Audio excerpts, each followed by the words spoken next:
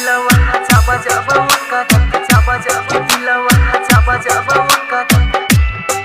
अखियां तब तब रोई रे दिलवा चाबा चाबा उनका डीजे लाल बाबू अखियां तब तब रोई रे राधिका रिकॉर्डिंग स्टूडियो सहरसा। दिल ना लह गई है यारवा दुखावा बहुते होई अखियां जब जब रोई रे दिल ना लह गई है यारवा दुखावा बहुते होई अखियां जब जब रोई रे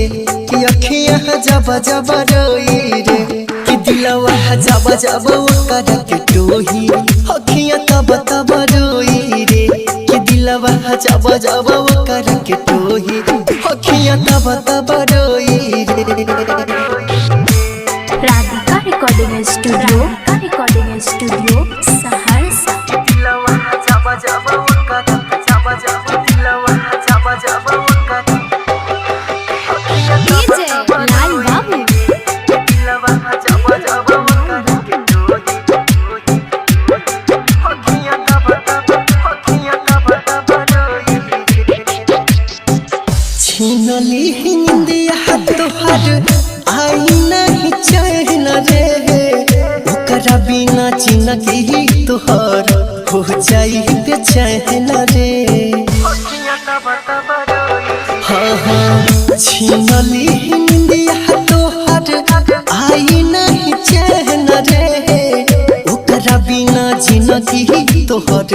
हो जाई बेचैन रे कवनो भरोसा नइखे प्यार में कब का होई अखियां तब तब रोई रे कि अखियां तब तब रोई रे कि दिलवा पर छुरी चला जाई अखियां बहुते रोई रे कि दिलवा पर छुरी चला जाई अखियां बहुते रोई रे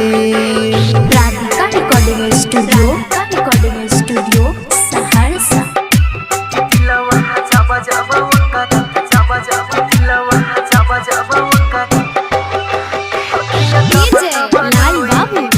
दिलवा चाबा चाबा उनका अखियां तब तब रोई कबहू न के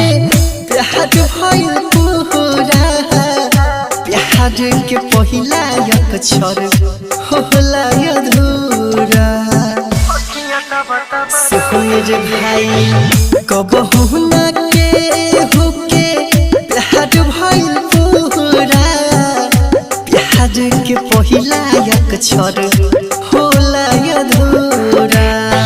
सुजी तो सरवन जीवन बतिया सचो कही अखियां बहुते रोई रे कि अखियां बहुते रोई रे कि दिलवा जब जब ओकर के टोही अखियां तब तब रोई रे कि दिलवा जब जब ओकर के टोही